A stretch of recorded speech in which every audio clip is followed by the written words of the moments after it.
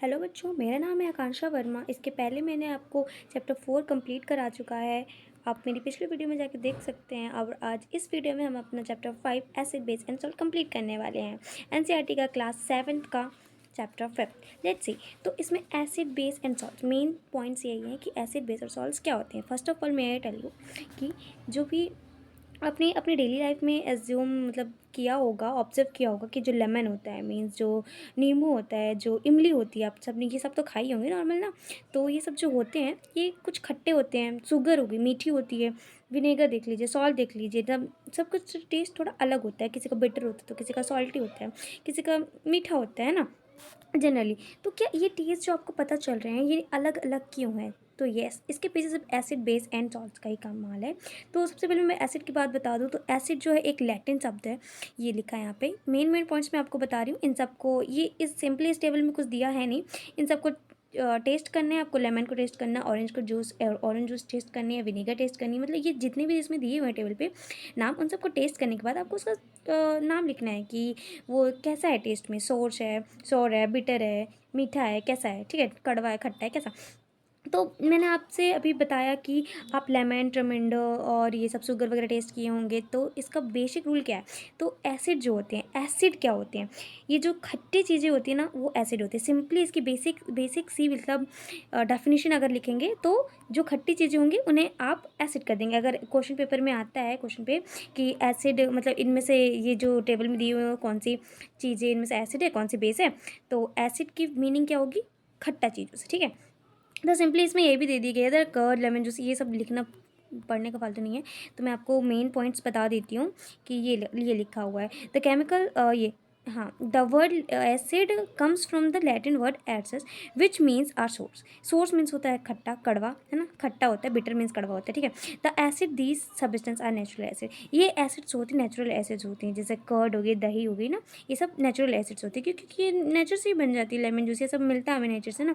तो इसका बेसिक है ये। और इसका जो नेचर होगा वो एसिडिक होगा। मतलब जो एसिड होगा, जिन भी चीज़ों में एसिड प्रेजेंट होगा तो उसका जो नेचर होगा वो एसिडिक होगा, सिंपल। और अगर हम बात करें बेस की, एसिड क्लियर होगा ना। एसिड क्या है? जो भी चीज़ें खट्टे मिलेंगे आपको वो एसिड होंगी।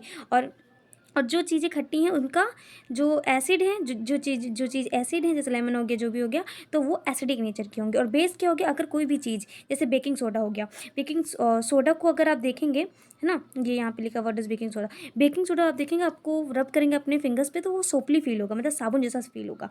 तो ऐसी चीज़ें जैसे साबुन जैसी फील होती हैं और मतलब उनका टेस्ट थोड़ा शोर टाइप में होता है, तो ऐसी चीज़ों को बेस कह देते हैं, ठीक है। उनका टेस्ट बिटर बिटर होता है, बिटर। सोर और बिटर में थोड़ा कंफ्यूज नहीं होइएगा। सोर मीन्स होता है खट्टा और बिटर मीन्स होता है कड़वा, ठीक है। तो ये ऐसी चीज़ें जो कड़वी होंगी और सोपली फील होंगी हैंड्स में, तो वो बेस होगा, बेसेस होंगी। तो वो बेस हो जाएंगी और नेचर उनका कैसा होगा? बेसिक होगा। सिंपली इस चीज़ में यहाँ पे इतना ही काम था, एसिड और बेस। एसिड का अपना अपन ने क्लियर कर लिया, खट्टी चीज़ों को एसिड कह देंगे। और जो बेस होगा, बेस क्या होगा? जो कड़वी चीज़ें होंगी उन्हें बेस कह देंगे, जो सोपली फील होंगी, है ना। इस चैप्टर पे एसिड, बेस एंड सॉल्ट्स बहुत ही ज़्यादा इंपॉर्टेंट है बच्चों। ये आगे आपको बहुत ज़्यादा काम देगा अगर आप लोग साइंस फील्ड को चूज़ करते हैं, ठीक है। और आई होप आप लोग साइंस फील्ड ही चूज़ करें क्योंकि it's very important to aware with such things. आजकल आप लोग देख रहे हैं कितना पोल्यूशंस भी हो रहा है ना। तो मुझे लगता है सभी बच्चों को ऐसा करना चाहिए, सबको पढ़ना चाहिए। Science is very interesting subject. तो ज्ञान कम देके हम स्टार्ट करते हैं। अब सॉल्ट की बात करते हैं। सॉल्ट क्या होता है? Acid plus base salt. Simple से पहले आप ये लाइन लिख लीजिए। सॉल्ट क्या होता है? Acid plus base and salt हो जाता है, ठीक है। अब आगे देखते हैं इसकी डेफिनेशन हम। बच्चों, एक मेजर टॉपिक हमारा छूटा जा रहा था, इंडिकेटर्स। तो ये इंडिकेटर्स हम बता देते पहले आपको कि जब हमने आपको बोला था कि लेमन हो गया, ये सब मतलब हो गया, ये सब शुगर हो गया, लेमन हो गया, विनेगर हो गया, सॉल्ट हो गया, सब तो आप टेस्ट कर सकते हैं। लेकिन कुछ ऐसे एसिड्स भी होते हैं जो आप टेस्ट नहीं कर सकते। वो आपके लिए टॉक्सिक हो सकती हैं, आपको रिएक्शन कर सकती हैं, वो हार्मफुल होंगे आपके लिए, ठीक है। तो तो अब क्या करें ऐसे में क्या करते हैं हम लोग? इंडिकेटर्स का यूज़ होते हैं। इंडिकेटर्स क्या होते हैं? Indicators special type of substance होते हैं which are use to test whether a substance is acidic और बेसिक। सिंपल सी बात है, मतलब इतना इंग्लिश नहीं करना है आपको। जो भी मैं आपको सिंपल वे में बता रही हूँ, जो स्पेशल टाइप ऑफ सब्सटेंस होते हैं, कुछ ऐसे सब्सटेंस होते हैं जो कि पता लगाते हैं, जैसे कि लिटमस पेपर हो गया। लिटमस पेपर के बारे में अभी मैं आगे बताऊँगी।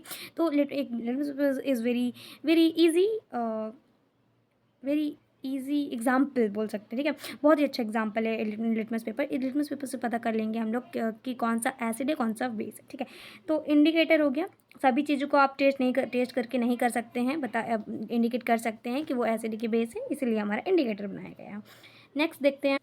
तो इस टेबल पे दिया गया है, कुछ नेम ऑफ एसिड्स दी गई है और उनमें जो फाइंड होती है उसमें कैसी एसिड फाइंड होती हैं, ठीक है। जैसे विनेगर हो गया, विनेगर में एसिटिक एसिड फाइंड होती है। एंड एंड्स स्टिंग में फॉर्मिक एसिड होती है। फॉर्मिक एसिड मतलब जो एंट होता है ना, चींटी चींटी जब आपको काटती है तो उसके एंटीनस में, मतलब जिससे काटती हैं वो, तो उसमें फॉर्मिक एसिड होता है। और फिर देख लीजिए यहाँ पे सिट्रस फूड जो होते हैं उसमें भी सिट्रिक एसिड होती है। ऐसे कर करके कितना सब कुछ देगा। ये टेबल आप लोग एक बार रीड आउट कर लीजिएगा और अच्छे से याद कर लीजिएगा। अगर कोई सी एग्जाम्पल पे आपको आ सकता है कि tick the correct option which of the acid is present in the vinegar, something like this. Okay, so here natural indicators around us. जैसे कि मैंने पहले आपको बता दिया था कि लिटमस पेपर एक नेचुरल इंडिकेटर है, ठीक है। एक बहुत ही अच्छा सिंपल सा एग्जांपल है लिटमस पेपर एक कि कैसे पता करें कि कौन सा एसिड है, कौन सा बेस है, ठीक है। अगर कोई सोल्यूशन आपके पास है तो पहले मैं लिटमस पेपर के बारे में बता देती हूँ। लिटमस पेपर क्या है?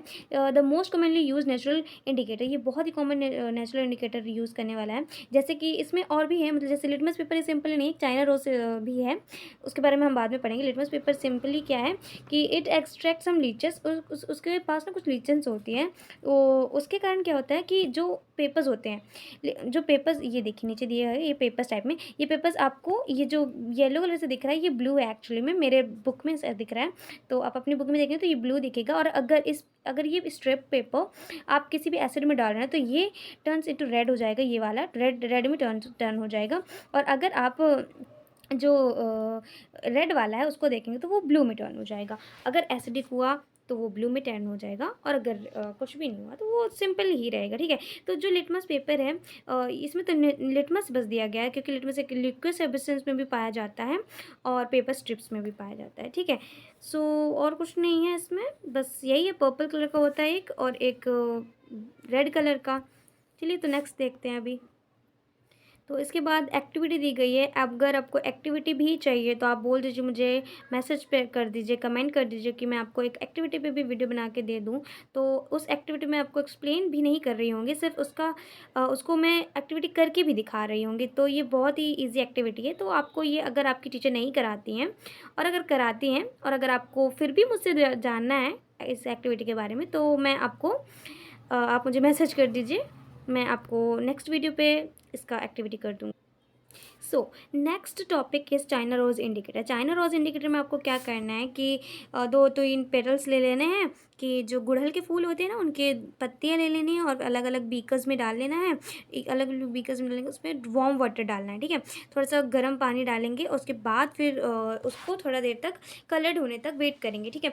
उसके बाद जब आप इंडिकेटर की 2-3 जब ड्रॉप्स इंडिकेटर पे डालेंगे उस पर अलग अलग मिक्सचर के बाद, तो फिर उसका जो कलर होगा वो डिसाइड करेगा कि कौन सा सब्सटेंस कैसा है। अगर आपके पास जैसे टेस्ट ट्यूब इसमें दिया गया है कि इस पे बेस आ रही है, अगर आपकी जो भी टेस्ट ट्यूब है, जो भी कलर आपने लिया था पहले, तो उसमें अगर ग्रीन कलर अपीयर हो रहा है तो वो बेसिक होगा, और अगर वो डार्क पिंक कलर अपीयर हो रहा है तो वो क्या होगा, एसिड होगा। इसमें तो ऑरेंज दिख रहा है बट लिखा तो पिंक था।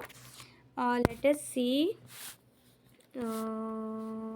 तो अगर कुछ, हाँ, डार्क पिंक, इसको ही डार्क पिंक बोल रहा है। डार्क पिंक अगर अपीयर होगा तो एसिड होगा, और अगर न्यूट्रल ऐसे लाइट पिंक आएगा तो वो न्यूट्रल होगा, ठीक है, इंडिकेटर टाइप में।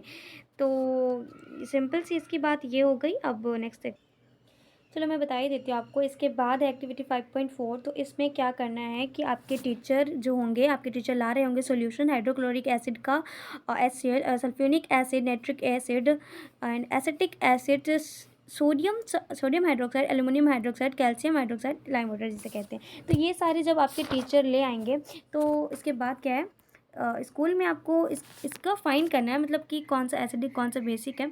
तो ये प्रैक्टिकल होगा आपके स्कूल में। अब न्यूट्रलाइजेशन देखते हैं। न्यूट्रलाइजेशन में क्या बोल रहा है कि अच्छा, फेनोफ्थलीन, तो उन्हीं सभी का कि एक फेनोफ्थलीन इंडिकेटर होता है। उसके बाद इसे टेस्ट करके देखेंगे कि ये सभी का जो एसिड बेस कलर क्या अपीयर हो रहा है, ठीक है। तो लेट्स सी इस 5.5 एक्टिविटी में क्या बोल रहा है। तो पहले एक्टिविटी में क्या करना है, आपको हाइड्रोक्लोरिक एसिड लेना है, हाइड्रोक्लोरिक एसिड लेना, डाइल्यूटेड हाइड्रोक्लोरिक एसिड लेना है और फिर इसको आपको एक टेस्ट ट्यूब में हल्का सा डाल लेना है, ठीक है। 1/4 फिल कर लेना। 1/4 फिल करने के बाद उसमें आपको उसका कलर नोट कर लेना है। कलर नोट करने के बाद आपको उसका 2 ड्रॉप्स डालनी होंगी, किसकी, फेनोल्फथालीन की।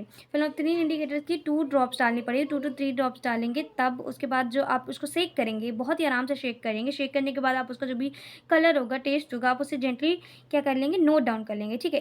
इतना करने के बाद आप जो जब ड्रॉपर से डालेंगे, स्टीयर करेंगे, ये सब करने के बाद उस पर हाइड्रोक्लोरिक एसिड का मतलब सोडियम हाइड्रोक्साइड डालिएगा।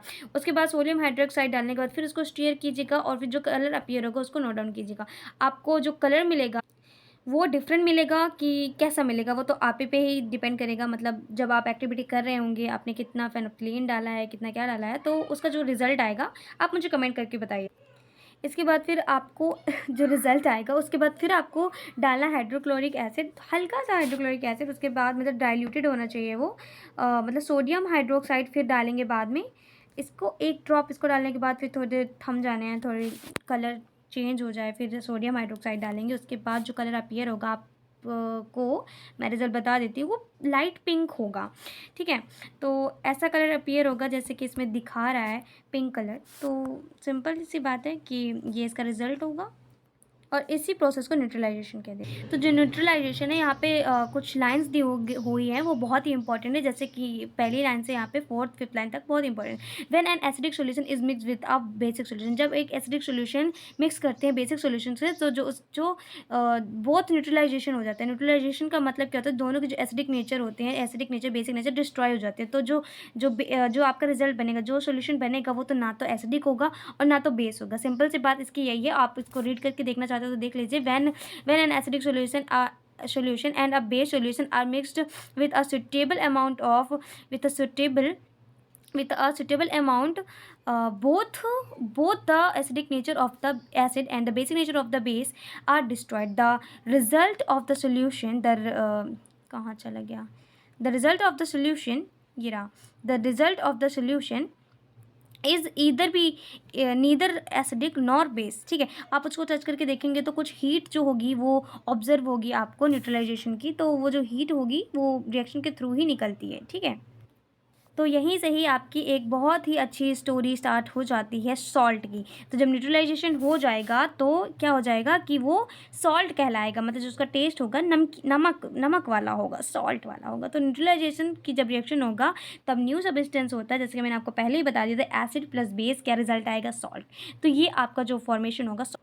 और एक चीज़ इसमें बताया गया है कि जो सॉल्ट होगा वो सॉल्ट या तो एसिडिक हो सकता है, बेस हो सकता है, या तो न्यूट्रल हो सकता है। तो ये तो उस पर डिपेंड करेगा कि सॉल्ट कौन सा है, कैसा है, किससे रिएक्ट कर रहे हैं, तो ये सब उसी पे डिपेंड करेगा। सॉल्ट तो तीनों ही टाइप हो सकते हैं सॉल्ट के, कि वो या तो एसिडिक हो सकता है, बेसिक भी हो सकता है, न्यूट्रल भी हो सकता है। तो कुछ इसके एग्जाम्पल्स हम देख लेते हैं।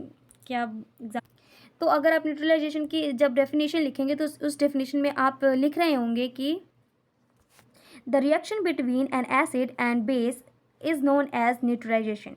तो सिर्फ ये लाइन आपको न्यूट्रलाइजेशन के लिए बोलेगा, आप ये लाइन लिख दें, आपको फुल मार्क्स मिलेंगे, मैं आपको आपकी गारंटी देती हूँ अपनी, ठीक है। तो क्या होगा कि the reaction between the acid and the base is known as neutralisation. Salt and water are produced in this process. तो न्यूट्रलाइजेशन की प्रोसेस हो गई, न्यूट्रलाइजेशन हो गया, एसिड प्लस बेस हो गया, तो न्यूट्रलाइजेशन हो गया, सॉल्ट बन गया। अब सॉल्ट जो होता है, जब इस प्रोसेस पे क्या होता है, salt and water are produce, salt और वाटर प्रोड्यूस होता है। This process is known as evolution of heat. Evolution of heat, इस प्रोसेस को क्या कहते हैं, इवोल्यूशन ऑफ हीट। इसके बाद कुछ एग्जाम्पल दिया गया है, जैसे कि सॉल्ट प्लस बेस क्या बनता है, वाटर। एसिड प्लस बेस क्या बनता है, salt plus water. Heat is also involved, ये बता चुका है। The following reaction is an example, hydrochloric acid HCl plus sodium hydroxide. ये वाला जो एग्जाम्पल आपने अभी एक्टिविटी 5.5 में जो किया है, तो जब हाइड्रोक्लोरिक एसिड और सोडियम हाइड्रोक्साइड मिक्स होते हैं तो दोनों साथ में, तो क्या होता है कि sodium chloride NaCl means NaCl क्या होता है, सॉल्ट होता है। तो सॉल्ट फॉर्म होता है और वाटर H2O बनता है, ठीक है। तो न्यूट्रलाइजेशन इन एवरीडे लाइफ देख लेते हैं। इसमें इनडाइजेशन बता रहा है। इनडाइजेशन में क्या, हमने चैप्टर 2 में मैंने आपको बताया था कि जो हाइड्रोक्लोरिक एसिड होती है वो अपने स्टोमक में प्रेजेंट होती है for the digestion of our food, ठीक है। फूड को डाइजेस्ट करने में हमें हाइड्रोक्लोरिक एसिड बहुत हेल्प करती है। तो यहाँ पे क्या होता है, इनडाइजेशन में हमें जो हाइड्रोक्लोरिक एसिड वो एक्सेस हो जाती है in our stomach contains hydrochloric acid, it helps us to digest. ये सब तो मैंने आपको बता चुका है। So you have learn in the chapter second. But too much of acid, जब ये एसिड बहुत ज़्यादा हो जाती है, इट कॉजेज इंडाइजेशन, मतलब आपका जो खाना होता है वो इनडाइजेस्ट होता है, वो डाइजेस्ट नहीं हो पाता है। तो डाइजेस्ट नहीं हो पाता तो आपको बहुत ज़्यादा पेनफुल हो सकता है ये सब। वो मतलब अगर कोई चीज़ गड़बड़ हो रही है तो वो चीज़ गलत ही है कहीं ना कहीं, ठीक है। तो क्या होता है, इसको हम दूर करने के लिए हम लोग एंटासिड्स लेते हैं। Antacids for example milk, bread, दूध, ये सब जो होता है ना, दूध, तो ये सब एंटासिड्स में आते हैं, जिसके जिसके मतलब होता है कि मिल्क ऑफ मैग्नीशियम, मैग्नीशियम मतलब जिस पे मैग्नीशियम बहुत ज़्यादा हो, तो ऐसे मिल्क हम लोग पियेंगे। तो दूध ऐसे ऐसे किसी भेड़ बकरी का जो भी इसका भी पियेंगे जिसमें मैग्नीज बहुत ज़्यादा हो, तो वो ये सब दूर कर देती है। उसके बाद एंट बाइट है। एंट बाइट मैंने आपको बताया, एंट बाइट में कौन सी एसिड होती है, formic acid. Yes, formic acid होती है। तो पहले हम लोगों ने पढ़ चुका था। तो जो जब वो एंट हमें बाइट करती है तो वो फॉर्मिक एसिड रिलीज़ कर देती है, जिसके कारण हमें वो पिंपल टाइप में हो जाता है ना, तो वो सिर्फ फॉर्मिक एसिड की वजह से होता है। तो उससे हम कैसे प्रिवेंट कर सकते हैं, तो अगर जब हम किसी ने काट ही दिया तो वहाँ पे रब कर सकते हैं, और बेकिंग सोडा यूज़ कर सकते हैं, क्योंकि बेकिंग सोडा में क्या होता है, सोडियम हाइड्रो कार्बोनेट होता है। और कैल्शियम सोल्यूशन भी, कैलमाइन सोल्यूशन भी यूज़ कर सकते हैं विच कंटेन्स जिंक।